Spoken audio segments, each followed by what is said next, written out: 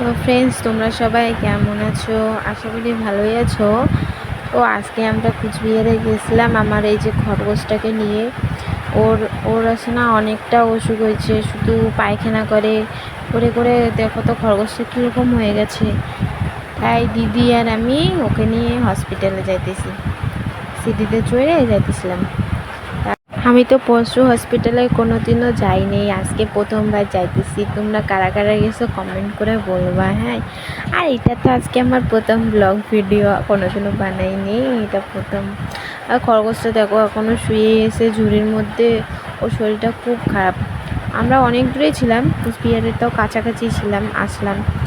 এই যে এখন গেটের সামনে আসলাম, এখানে এই যে লালঘরটা যে দেখা যাইতেছে, এটা হচ্ছে কুচবিহারের পশু হসপিটাল।